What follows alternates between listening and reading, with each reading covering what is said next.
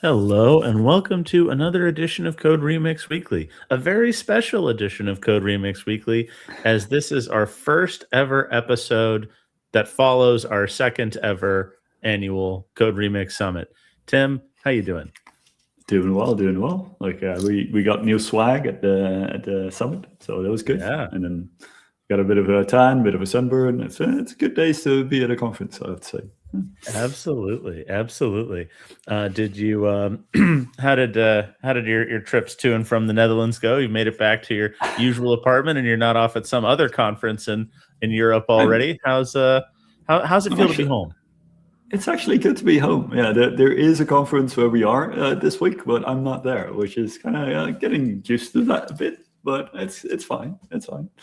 I have enough travel lined up again over the coming weeks, so it's good to finally be So joining you're these not going again. to feel like you're missing out. That's good. No, all good, all good. How was your trip down to Florida? Yeah, I saw some nice pictures come by after the conference. Yeah, yeah. Here, I'll show those briefly. But yeah, the conference itself was great. And then, oops, that's the wrong window. Let's pull this one over because it has cool pictures of dolphins that I took off the Nice, back nice, of a nice. boat in the Everglades, which I went to visit after the conference. And these guys were real playful little guys that they just came and wanted to enjoy the surf kicked up by the boat. And there's a whole pot of them. I mean, I couldn't tell exactly how many there were, but I think it was maybe like four or five were kind of playing in the general vicinity of Very the good, of the boat, very and there good. were more around in the water. So yeah, if you attend next year's Code Remix Summit, you too can be a short 2 hour drive from where I took this boat tour. So it was not right next to the conference location, Oh, but good, it oh, good. but it was pretty fun, and there were a lot of fun things near the conference itself. Tim, what was your favorite kind of extracurricular activity that you got up to outside of the conference proper? So rather than linger as you did, I came in early to fill a bit of a gap between DevOps UK and the Code Remix Summit. And I spent Yeah, my time out in the water together with Jente, a colleague of ours. And we planned to both go diving. Ended up with Jente going diving and I went snorkeling. But we both nice. saw the same sea turtle come by, which is That's quite cool. neat to That's see. It cool. very chill, kind of make its way through. So all good. Yeah, Huh? I went snorkeling after the conference as well, and it was really cool. Gorgeous coral reef, tons of fish. I unfortunately did not see any sea turtles, but I did get to see a nurse shark and actually Nice. follow it Nice. around for a while as it swam. It was a cute little shark.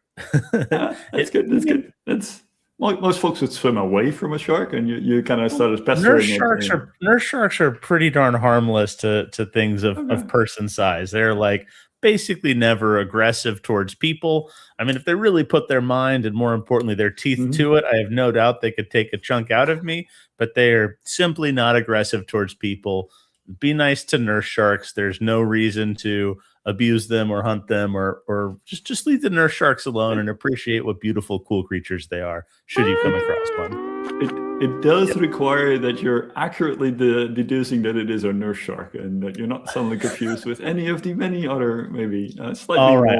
more adventurous sharks. Fair enough, Tim. In the continuing spirit of public service that we Yes. like to Yes. engage in on the photo, let's pull up a picture of a nurse shark, just so that the people can be aware. For next year's edition. China, that is so completely inappropriate a sound effect for talking about the beauty and at least to people, peaceful nature of the nurse shark. They just kind of like big old fishies, silly little It's eyes. like They're okay. cute. So if I see a shark with like Dracula type fangs coming down, it's actually fine. Yeah, yeah. Okay. Don't even worry about the fangs. They're not a problem for you. But yeah, very cool to see. Yeah, Okay. Okay. they're not that big, right? Like if you've seen like a really big, I don't know, like tuna or something, like If potentially of comparable size. So you're not going to be overawed by the size of this oceanic leviathan. They're neat. if you see me after next year's edition with like 3 out of 4 limbs, I'm gonna come complaining about this brief intermezzo of public education. But we'll see. Yeah. Very good, very good. What are our announcements for this week, Tim? Aside from about how cool dolphins and sharks are, we have a couple. Let me add a few. So, of course, we're looking back at like a successful Code Remix Summit. If you similarly want to look back at what we did, then you can join us on the Code Remix Summit posts page, where you can find all the different photos that were taken at the event. And it's also where over the summer we will be sharing the videos that we were taking. So have a look back at what the folks were there, have a look ahead at the videos that are coming out. And then, hope to keep you all entertained for the folks that couldn't attend. So that is that. And then we also have a new blog out just yesterday, which is a quite neat new feature that we added to the next version of the platform, where you can now get more easily insight into what is happening across the wider organization. Whether those are changes driven through Moderne or changes driven through otherwise, you can all see them in one big view. And this blog explains it all already. If you go to our dev instance, then you can see it here as well. And this will take you through a bit of a tour, seeing what folks are doing across, in this case, the Open Rewrite organization. We have a organization-wide change feed. You can filter as needed to zoom in on a certain set of changes. You can understand the status. So some of these will be approved already or merged already. And then you can also select which ones you want to act on. And then finally, you can take actions, such as merge a set of pull requests and get them through, which is pretty much what I've been doing all day today in preparation of the release that I had hoped to get out before the call here, but I didn't manage. So we'll get a new release out to you all the coming, let's say, 12 hours, 24 hours maybe. And then I'll tell you all about it next week. That's it in terms of the changelog that you can now have a look at. Then we also put out a new bit of documentation in response to some requests from the wider open source community on how do you actually approach a project that doesn't yet have a Maven or Gradle build. So if you're curious about that, of course, we recommend the Moderne CLI. And this tells you a bit how you can handle these types of use cases that are not the typical Java projects exclusively.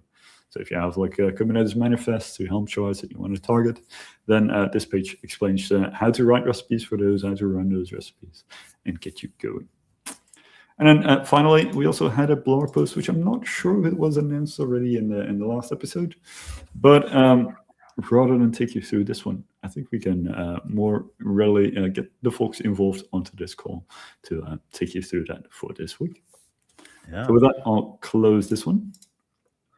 And then please welcome to the program, Andrew Stakhov, Moderne engineer and C# and .NET expert extraordinaire. And Tim and I are fighting over where to put his profile picture in the feed. Welcome, Andrew. How you doing, buddy? Muted for the moment. It's a classic. Yeah. Let's see. Can't unmute your guest because they chose to mute themselves. Yeah, I can't unmute you, Andrew. You have to unmute you. Sorry about that. Yeah, I'm doing good. Just hanging out here on the Death Star. Yeah, looks cozy. Looks warm. I gave the Emperor the boot. This year is definitely cozy. Yeah, I work on the lighting a bit, but other than that, I'd say that's potential. I've always figured that if I was, a galactic emperor with access to the lucre and pilfer of countless star systems, that in my personal living space, I'd probably have like a couch, maybe a nice lamp, a wall hanging of some kind. It just looked a little austere, but then again, maybe that's just me not bringing the right mindset to galactic domination. So yeah, Andrew, how's C# been going recently? Tell us about it. It's been going good. We got some good building blocks now for creating native open rewrite recipes. We had support for a while using external Roslyn transformation engine, but this is the first time we're bringing native capabilities where you can use the same way of writing recipes, same patterns, same testing methodology, and really make it feel like you're part of the same ecosystem as in the Java world, bridged into the C# world. Now that the So that building means I blocks are can write recipes that manipulate C# in C# and also in Java. yeah, that so all the recipes can actually be written in C#. Now, the interesting thing about the way we structured the architecture is that the recipes can be invoked both in Java and C#. So you could technically write a Java recipe that targets C# code and vice versa.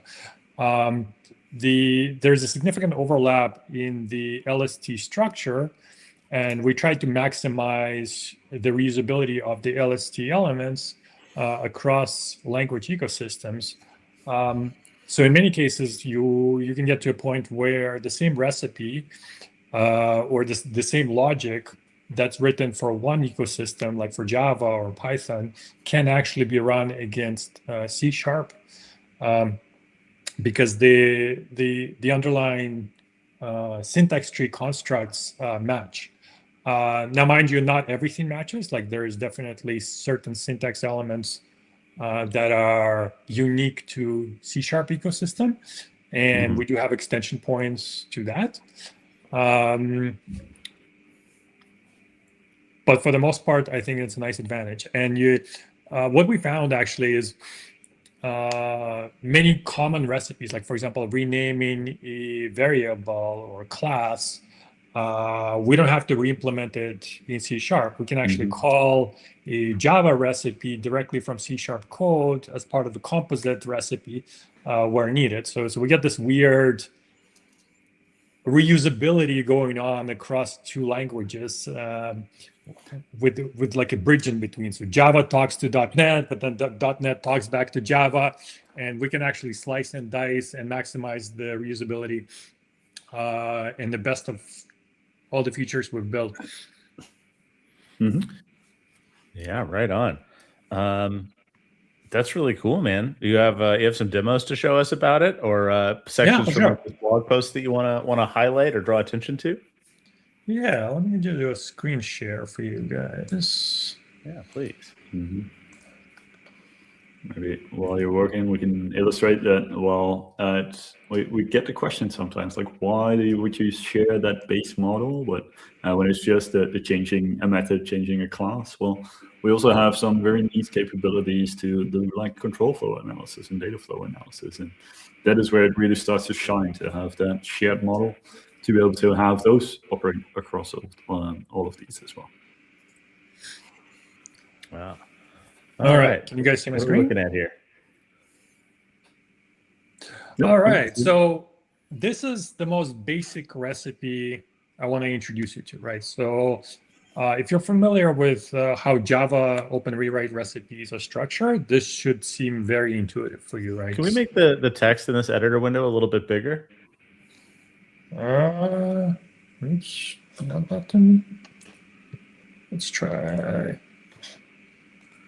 I know it's I know there is like a present mode somewhere here. Hold on. There's a present mode somewhere. Usually I just If you hold control and spin the mouse wheel, but you have to opt into that. I'm trying. It's hold on. Yeah. Do shift and then there you go. Yeah. Nice. Is that better? Oh, good. Yes, that's wonderful. Thank you. Let me get rid of some of the extras we don't need to see right now. Yeah, so if you look at the structure, familiar. It does look familiar, doesn't it? Yeah, the core structure is almost identical to Java. So you inherit from the base recipe class. You have to give it a display name and description. We implemented it using properties. Java doesn't have properties, so it's a little cleaner, but functionally the same. you for base recipe, you need to have a visitor, so something that walks over your syntax tree and does something with it. It may modify it. It may find some useful information to surface. In this case, the recipe is trivial. All we're doing is renaming an identifier, which might be like a variable, from foo to bar, right? So if you're familiar with how visitors work in open rewrite, you basically need to override a method. So you choose which portion of the tree you want to subscribe to. So the visitor will walk down the entire syntax tree that represents your code file. And you're basically saying, I want to have a callback when I reach a particular construct. And you'll find there's like hundreds of these constructs that are available to you. So if you type like override, you'll find like many visit methods. You'll see like array type, array access, like visit block, visit break, visit try catch. So I'm not gonna go into all of it. That's yeah. We don't need to do every syntax element that exists. Good call. Right. But yeah, like this recipe is pretty self-explanatory, and in this case, we're finding if the identifier matches foo, we're going and mutating it with a simple name to bar. We've also ported the testing infrastructure. That's very similar to how it's done in Java. So in order to run the recipe, you basically have like this rewrite run available to you, where you kind of configure what recipe you want to run. So in this case, we're saying, we want to run this rename foo to bar recipe. You kind of give it the before state and after state, and the test harness will ensure that what you give it as input gets transformed into the output, right? Any questions so far? Right on. Yeah, one question. Why did C# decide to make the first letter of method names capital? It still looks wrong to me. Classes are capitalized in the first letter. Methods are lowercase.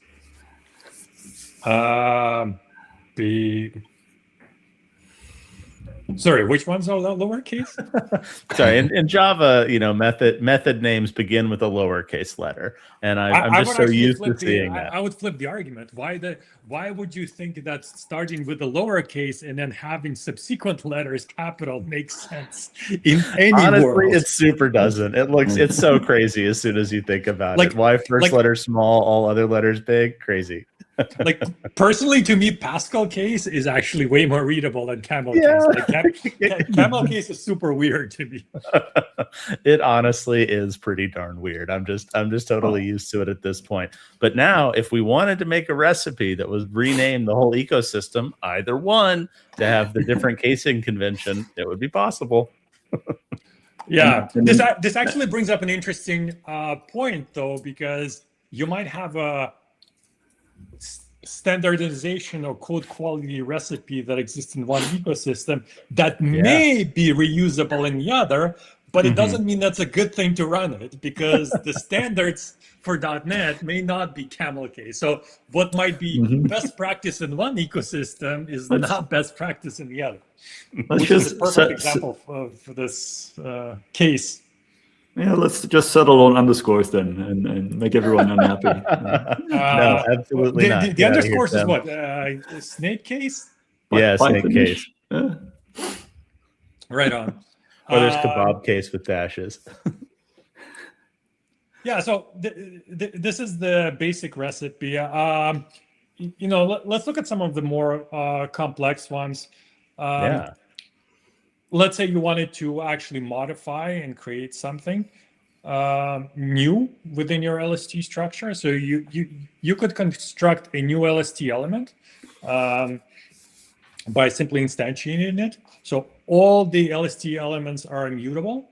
which means that in order to create one, you need to pass in parameters in a constructor. However, you also get mutator methods, right? So you get like with value, with prefix, with type, and that modifies that particular property and returns you a new object. And this is a standard pattern that we've inherited from Java. Obviously, instead of getters and setters, we're kind of using a properties, but it's functionally equivalent. The other thing that I wanted to show you is that you're probably familiar if you've written Java recipes, is the concept of search markers, right? So sometimes you may want to surface some information from the recipe without actually modifying the code. And you can think of it as like putting a highlighter on a piece of code, right? So we want to find something inside your code and bring attention to it. So in this case, we're basically put a marker and attach it to a particular LST element. In this case, we're putting a marker called found. And this allows us to kind of say, it's like, hey, we found a particular thing inside your code base that you may want to pay attention to. And we often find these very useful for surfacing things like vulnerabilities inside your code base, whether a particular code smell pattern exists, things like that. The other thing that I wanted to show you is the ability to add options, right? So sometimes the recipe takes an input where it doesn't have just like a straight on path. Like let's consider an example of a recipe that renames a variable.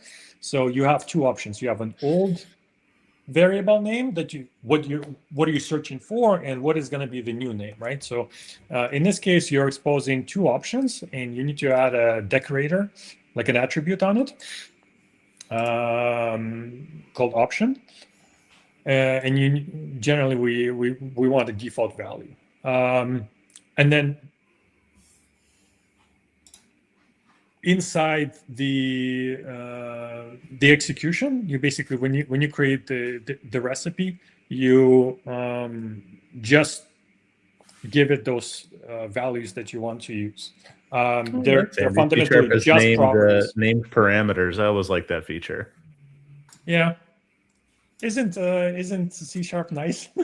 C# is nice, man. I mean, I used to code in C# when I worked at Microsoft, but I've kind of been in the Java ecosystem since then. But there's some little things I miss. My next personal project, I think I want to do in C# just to get my toe in that ecosystem again. Well, with the whole advert of UI, it's still an open question whether any of us will be coding anything by hand this time by next year. Right. Yeah, I say that. I mean, I'm going to tell my agent to write it in C# and then review what it comes up with. It's like, at that point, do you care what language it spits out? It's kind of less important than ever. And I do kind of, to stray from maybe the topic a little bit. It's like, it really increases the burden, the hill that like a new programming language would have to surmount to get adoption, because now not only do you need IDEs and other like good tooling support and good runtimes to like match any existing language. Well, no LLMs are going to know how to write your newfangled language, right? Until there's a lot of it and it's in their training data. So it's just going to be that much harder for anything to displace the existing languages. Yeah, for sure. And maybe we don't care. I do want to call out that I think both of you are overestimating the adoption rate within government, because I think it will be 10 years before they're allowed to use AI.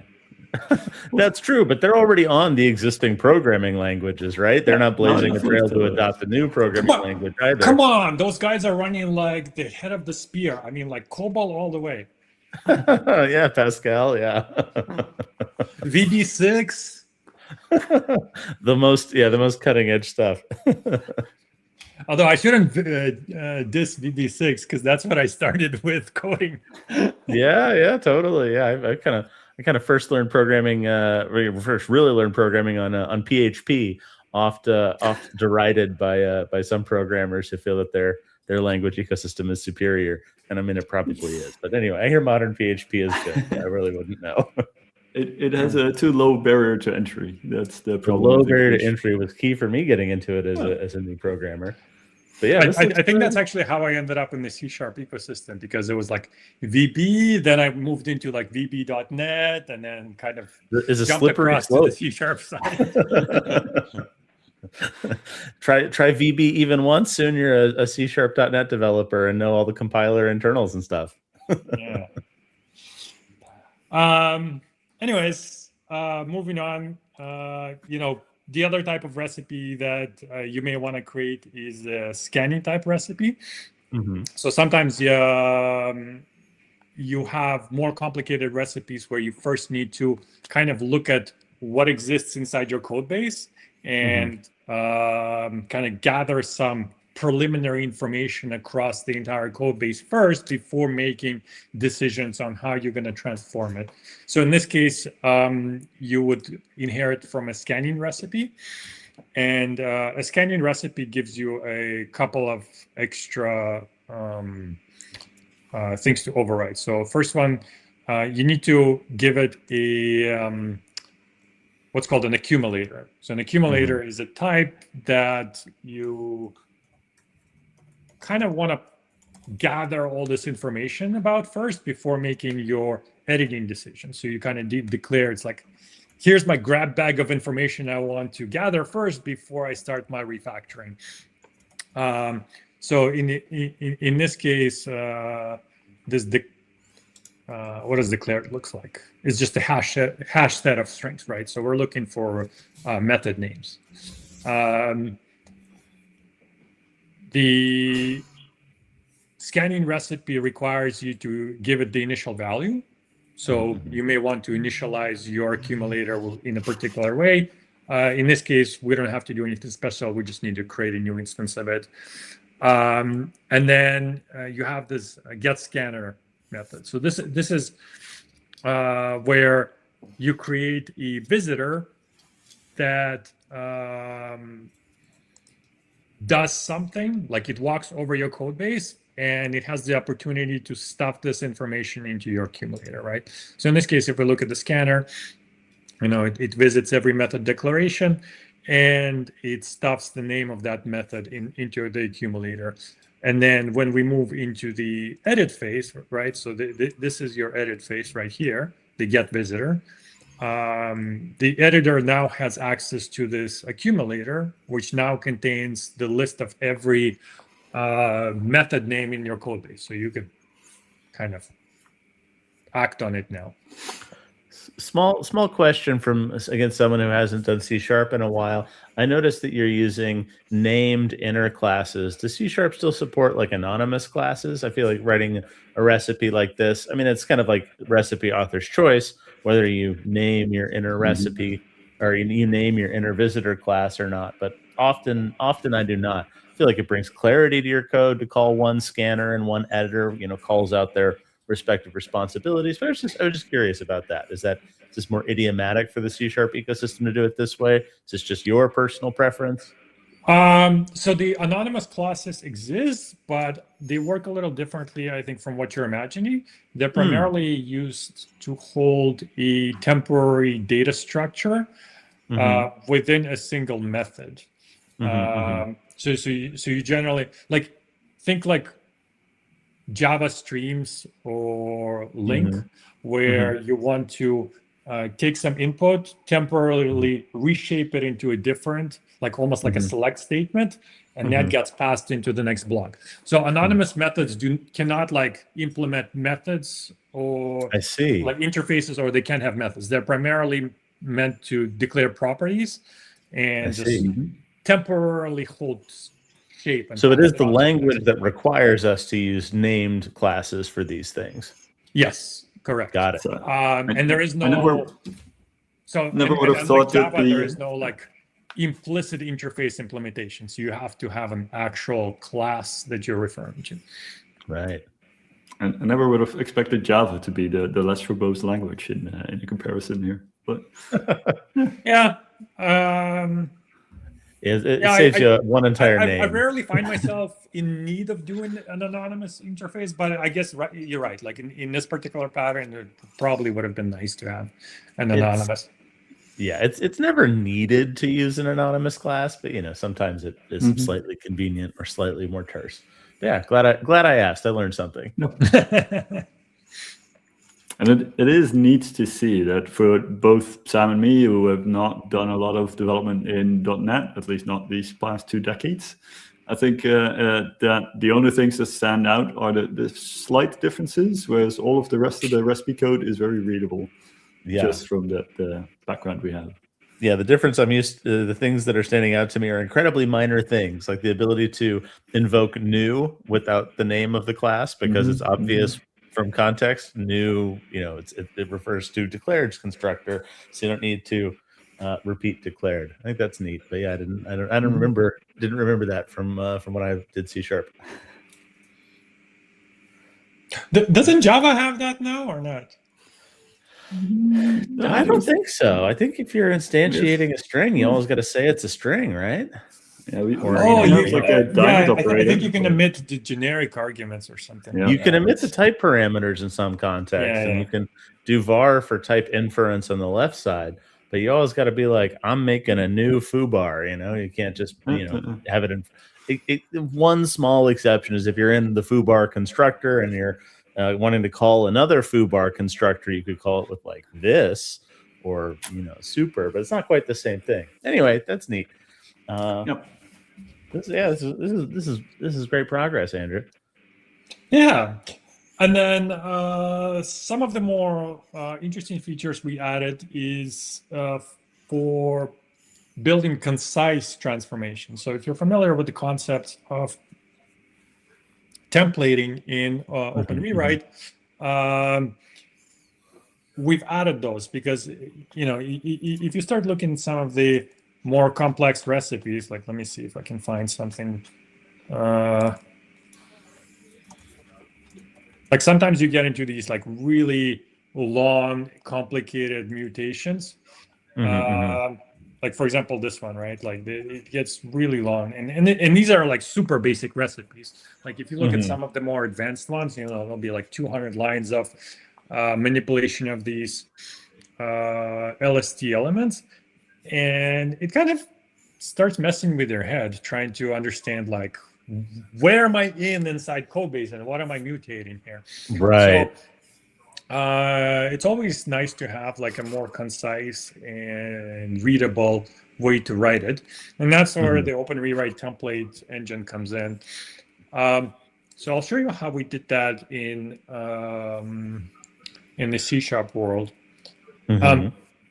So in this case, I have a shorthand static method to create a recipe. This is coming back to what you were asking me. So it's like instead of having in the implementation, anonymous interface implementation, we have a static helper method.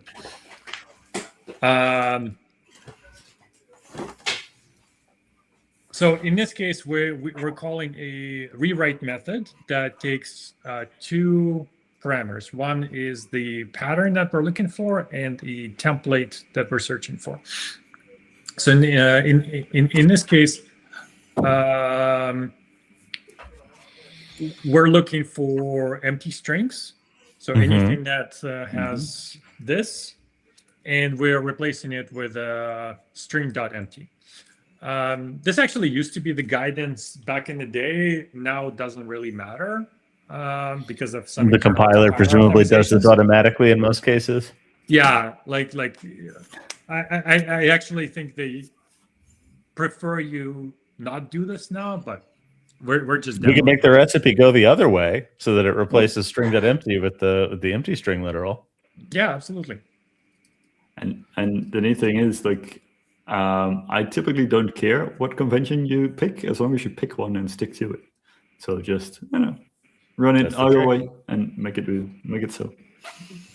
You got to pick and stick. That's what Tim says. Yeah, I found that especially like last 2-3 years, C# really went on a spree of minimizing noise in your code base. So this is where you got those like new without having to explicitly say the type, right? So there was like a lot of shorthand stuff that added, like pattern matching. So overall, the code became a lot more concise and easily readable. But anyways,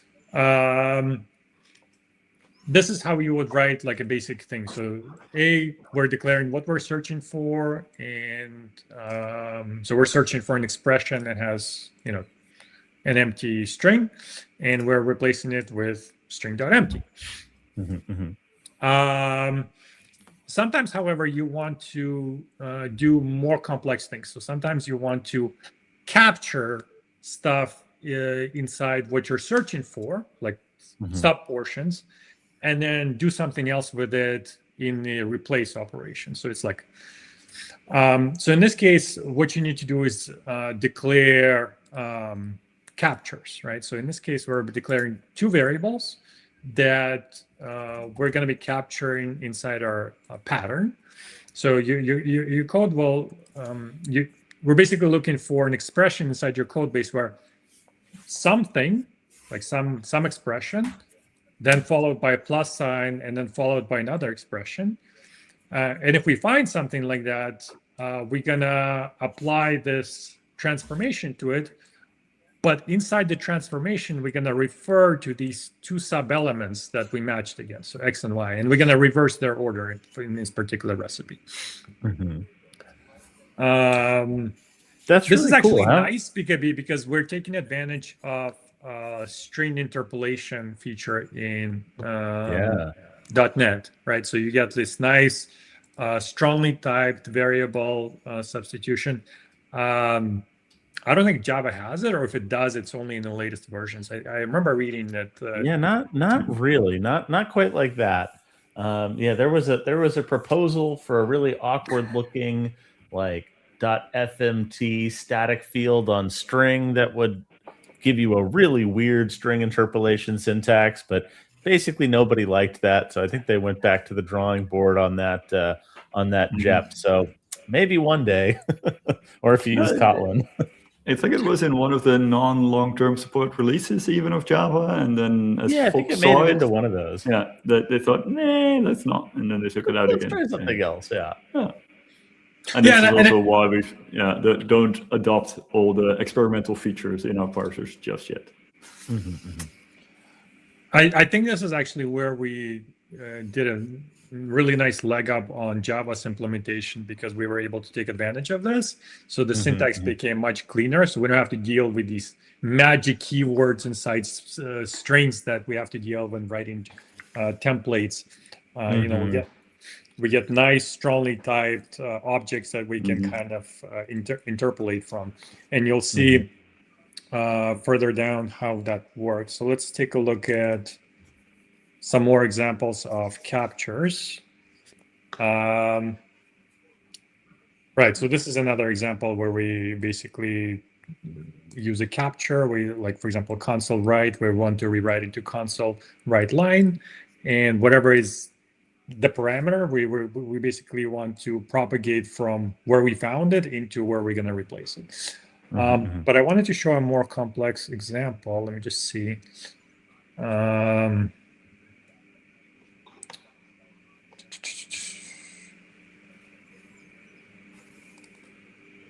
Here, so with type constraints. So sometimes you want to actually capture something that is constrained by a particular type. So the example I have here is we want to eliminate the .toString call on any variable that is of type string. Now, if we had just this, we'd take off all toString calls, which would be bad. Yes, exactly. It would nuke all your toStrings call in the entire code base, but that's not what we want. We want to basically, we don't care what the identifier is. before this, but we want to make sure it's of type string. So in this case, when we create this capture, we add an additional constraint to it. Say, this is where you put the either a fully qualified type, or if you're working with, you know, I shouldn't use the word primitives, but I forget what the C# word is. They're like these shorthand. Yeah. Like there is no, unlike Java, there is no primitives. Like everything inherits from object. Right. They're classes, but they're the classes that represent the, you know, it's going to be a little integer in the bytecode, you know? They're basically aliases because like in .NET, the string is actually system.string. So it actually has a fully qualified name, but it also has a shorthand. Java primitives are a little different. They're like fundamentally a little different and a little annoying. Yeah. It's like everything's an object except for these things that you use all the time. Yeah.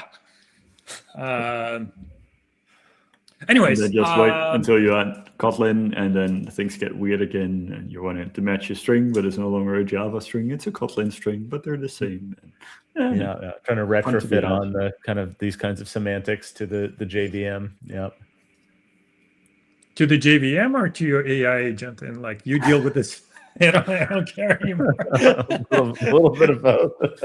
A little from column A, a little from column B. Like this is an example of a similar one. Let's take a look at some more. By the way, any questions so far? Yeah, one question I have, I see we're using like capture.expression and C# pattern.expression. Do we have other similar methods for other kinds of syntax elements? Is there a capture.statement? Is there a capture.class declaration? Or are these templates really only work with expressions at the moment? So we have expression. We have name. We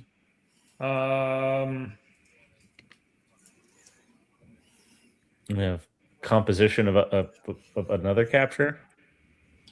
Yes. Okay. I don't actually remember what the auth is. And we want to capture a particular type, right? So sometimes where we were capturing the name of a type that may appear inside your code base. All right. Makes sense. And for the kind of the other side of that, for like C# pattern, does that have the same set of options on C# So pattern? on the pattern, we have a few things. So we have an expression. We have an attribute. So this is when you want to transform something that deals with attributes. And I actually have, I believe, a specific demo on that somewhere. Oh, cool. Maybe I did.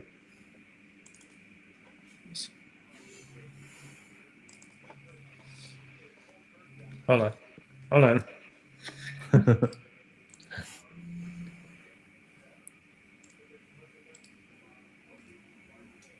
Yeah. Maybe I don't. But yeah, sorry. When you're dealing with attributes and you want to have a transformation that deals with just the attribute portion, that's when you would use the pattern matching around that. You also have class members. So this is when you're doing more structural transformations.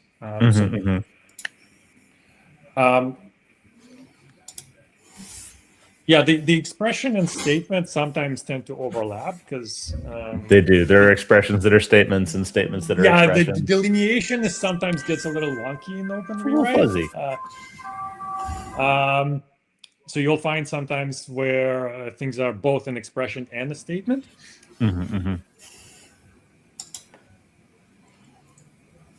Let's take a look at another example. So we also have a concept of constraints, right? So a constraint basically says that I want to capture something and then you give it a You can constraint, write an saying- arbitrary predicate. Yeah, you're basically giving it a predicate saying that so instead of just matching, for example, on type, you can say it has to have like an identifier and some other parameters. So this actually gives you a very powerful mechanism to write those things that you're targeting and ensuring that you can really constrain it to what you're trying to do. Yeah, neat. And my immediate question seeing this pattern is what is the expected performance like? Is there something you should guard with like a precondition, or is this quick enough that you can just evaluate these constraints eagerly? The performance is actually quite robust from what we measured, but I don't have the numbers to throw in front of you right now. Okay. Very good. But we've been running it on fairly large repos in very reasonable time frames. Yeah, perfect. That's awesome. We also have this thing called Veridix, and Veridix is essentially when you want to capture something that is made up of Multiple parts. For example, an array, right? So in this case, we want to match a parameter, but we only want to do it when there's two of them, right? So there's different options for Veridix. So in this case, the thing that we're targeting is a console write line, but we only want to do it when there is at least two parameters in that method, right? So how would you do that? This is when you would use the Veridix to say that, hey, I want to only match when this inner portion has at least two arguments to it.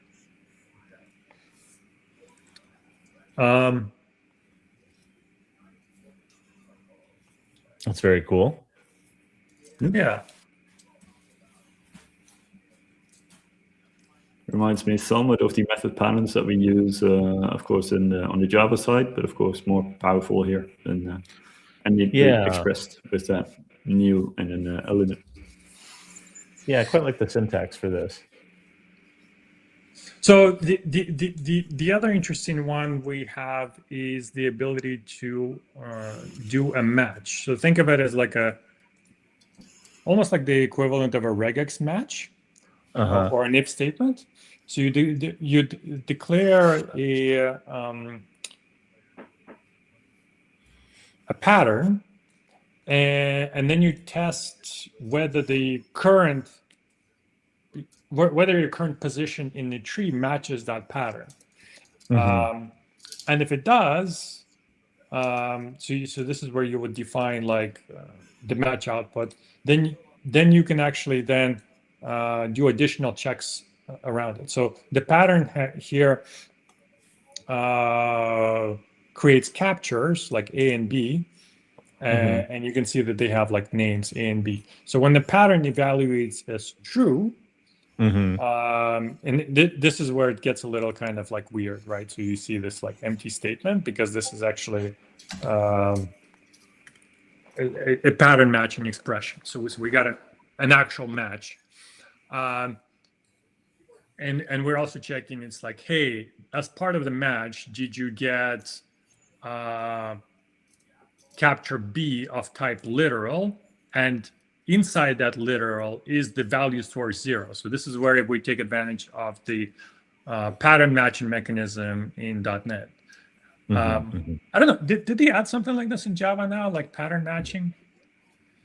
There's something like that in the switch statements, right? Yeah, newer versions of Java, but I'm gonna make the case to upgrade some of our recipe modules to Java 25 and actually leverage this kind of stuff. But yeah, a lot of our recipe modules have just kind of defaulted to targeting Java 8 for a long time.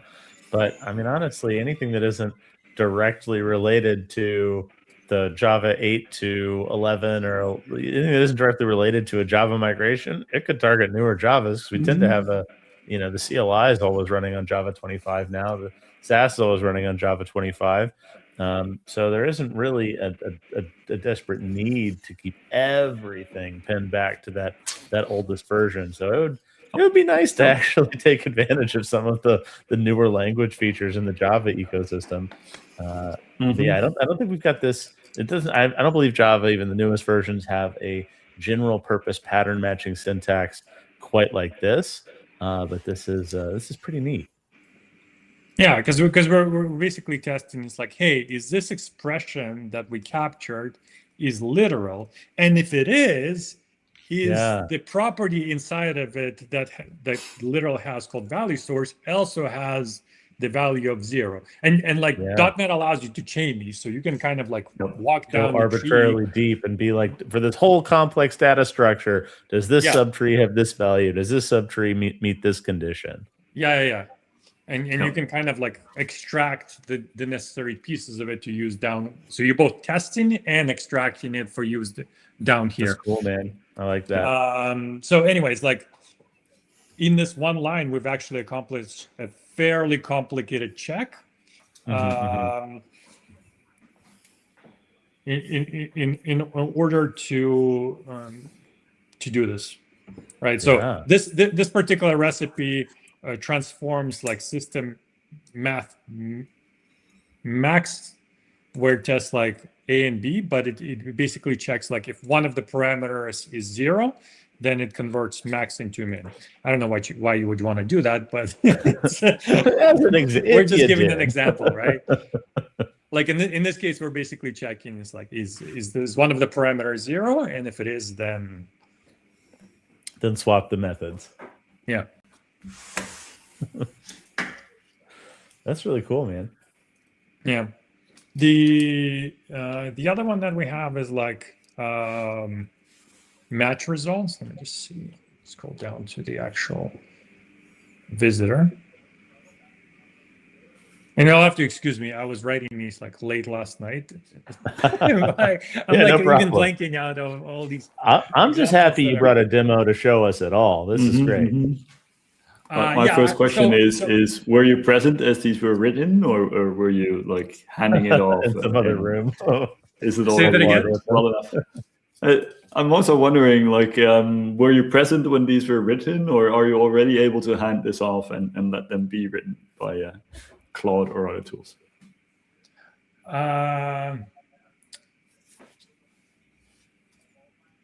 I'm going to plead the fifth on this one. Very good. Yeah. It's fun when 3 people are discovering something new on a demo call.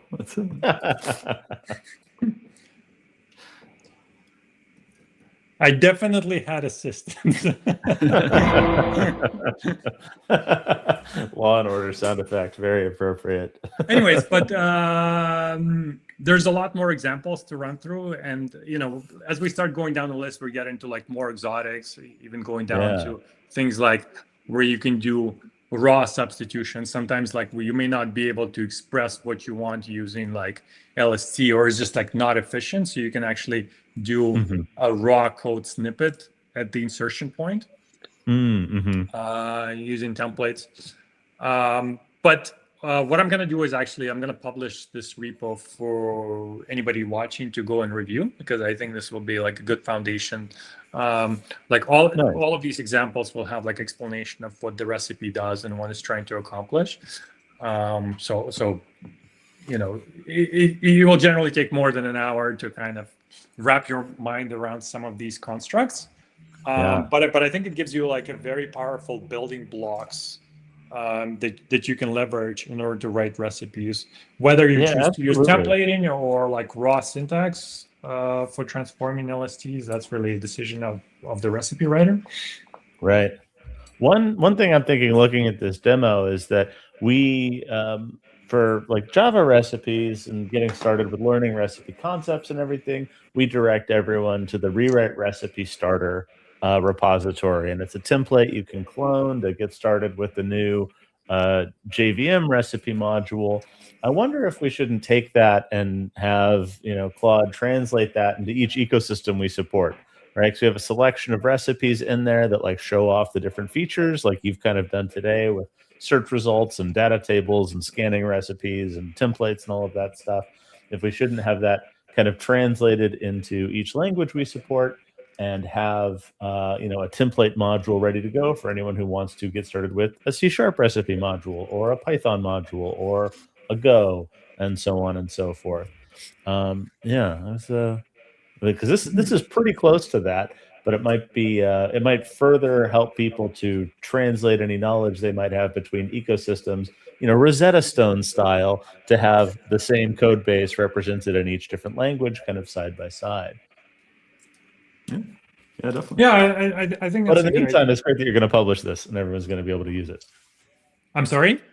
But in the meantime, it's great that you're going to publish this so that anyone who is interested will be able to see it and refer to it and learn from it. Yeah. I'll throw it up on NuGet at the end of this call, so we can post a link for anybody watching if they want to clone it and play around with some of these demos. In this case, they're self-contained, so you should be able to just clone the project and run it. Yeah, that's awesome. Yeah. Well, this is really cool, Andrew. I think we're kind of coming up on time. Love this tour. Love seeing the little bits of C# syntax and such that differs from what I'm used to. Get reintroduced to the language and see how all of our recipe authoring capabilities have come along in this ecosystem. Thank you so much for giving us this tour. Did you have any final thoughts or remarks that you didn't cover already that you wanted to mention? No, I think this is pretty exciting. This is now available in open source. We're also building a lot of code quality and migration recipes in our Moderne catalog. I think we have over 800 recipes actually built for C#, both to improve their code quality and also help you upgrade from the older .NET versions. I've heard a lot of requests for .NET Framework to .NET Core migrations. Oh God, don't get me started on that one. Fair enough. Yeah. That's one big can of worms. That's we're still exploring how to tackle that one. Yeah, because it's not just differences in the language, but a whole bunch of libraries and ecosystem around it where they kind of sloughed off to the side. If I understand. Yeah, and that's the issue, right? Like if we're talking about migrations between like .NET Core to like .NET, what we call just .NET, it's just a continuation of .NET Core stream. It's more or less linear, right? Like you can find direct equivalents or a new way of doing things. When they went from .NET Framework to .NET Core, large portions of API, they were never given a direct equivalent. They were just dropped. Yeah. So and like the big ones are like web forms and WCF. And if you look at like a lot of the old applications, that was their bread and butter. Like if you were building front end for the web, you used web forms, and when you were doing service communications, you used WCF. Yep. So this is like you find all over the place when you start looking at the .NET framework. So when somebody asks, "Oh, can you like press a button and convert it?" I'm like, "Convert it into what?" It's like you have to rewrite this into a different stack. Like, which of several libraries would you like to stitch together to approximate the feature set that the old thing had? Yeah, like you have to be realistic about what you can do with like automated recipe authorship. Like one, we can definitely help you, move around newer APIs that got presented. But when you have like an entire framework that got dropped, and now you have to use a completely different set of building blocks. That starts getting beyond refactoring. This is getting into like rewrite architecture type decision making, and that goes beyond what you can do with automated recipe. This is where you need like human in the loop or AI to help you. We've seen this challenge in the Java world as well, and this is where you get niche companies that offer you Java Swing on the web. and it's just your literal Swing applications now running as a web application. Yeah, but then you haven't modernized it, right? Like you're just like it's a lift and shift, right? So it is. Yes. So like, I mean, at the end of the day, it still runs. Like if you want crappy old code, it still runs. The reason why you're doing it is you're trying to bring it into the new age, right? And unfortunately, the way you wrote the code there is so fundamentally different from how you're doing it now that it becomes a rewrite. Now, having said that, that's not the case for all the .NET framework migrations. Like there's definitely a subclass of applications that can be ported. But putting on my sales hat, it's like the traditional answer is, can you guys do it? It depends. Yes, it depends. The safest and truest answer to almost any question. Exactly. All right. Exactly. Well, thank you so much for joining us, Andrew. This has been a great tour of the C# capabilities. I am personally feeling more motivated than ever to step outside of my comfort zone and step back into my old comfort zone of C# and maybe update it a little bit for all the cool language features and libraries and things that have happened since then. Like, I missed that they dropped the core from .NET. That it's just .NET now. I thought core was still missed that? Come on, thing. Yeah, exactly. I didn't even know. I thought that the .NET core was the going concern. Hey, maybe at some point they'll drop the net portion. It'll just be dot. Just be dot. Yeah. I mean, I feel like the best and most famous programming languages are real minimal with their name, right? Like C. You know, if you could just own the dot, if you could just be the dot, that feels like primo real estate. You know.